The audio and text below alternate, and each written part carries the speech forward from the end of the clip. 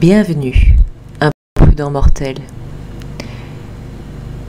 Saviez-vous que, sous la Rome antique, une empoisonneuse agissait en toute impunité pour se débarrasser des grands de ce monde? Alors approchez-vous du feu et asseyez-vous. Écoutez l'histoire cruelle de Locuste l'empoisonneuse.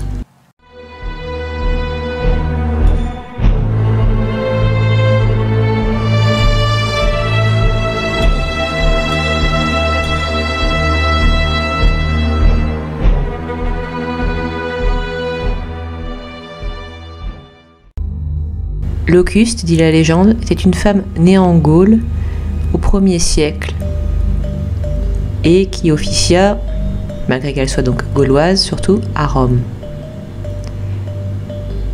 Elle était officiellement une empoisonneuse au service du le nom grand, mais de ses victimes, on n'était pas loin d'un tueur en série avant l'heure. Elle pratiquait la mithridatisation. Elle buvait chaque jour un peu de poison et devenait en sorte immunisée une fois que son corps était habitué. Je n'ai pas pu retrouver le nombre exact de ses victimes, mais elle avait beaucoup de clients. Et cela finit par arriver aux oreilles de l'impératrice Agrippine en 54 après Jésus-Christ.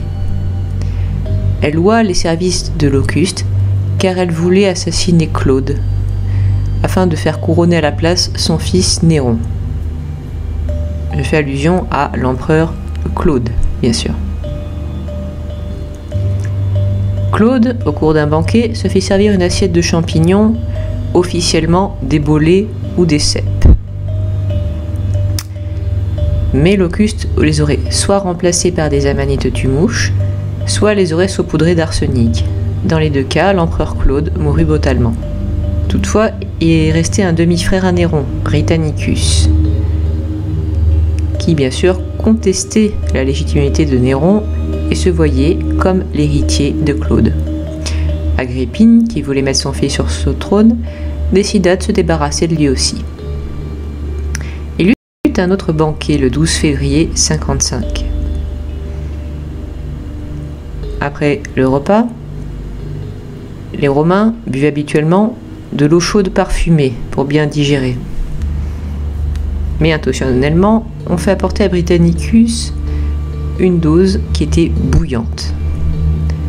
Britannicus prit vite de l'eau froide pour se rafraîchir en avalant un verre, mais il faut savoir que normalement, et ils avaient bien raison, les Romains haut placés faisaient souvent goûter leurs plats et même leurs boissons avant d'y toucher.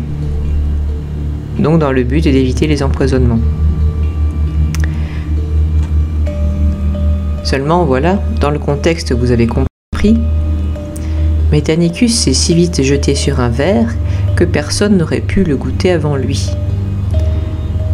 Et celui qui l'avala contenait de la décoction de laurier rose, qui est mortelle bien sûr.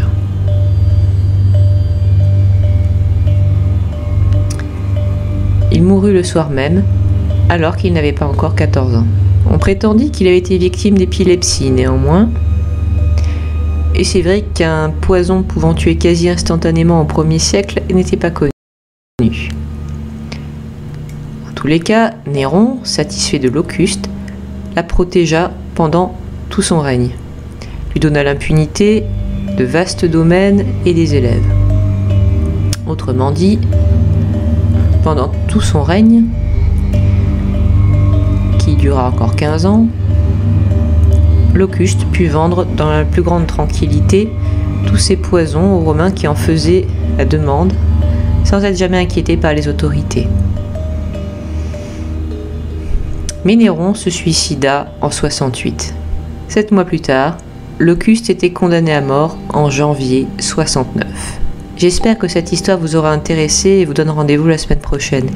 Si vous voulez me soutenir, voyez le lien en description de Utip et Tipeee et du Ko-fi. N'oubliez pas de vous abonner, de mettre un pouce bleu, de commenter et de regarder sous votre lit avant d'éteindre la lumière. Au revoir, imprudent mortel.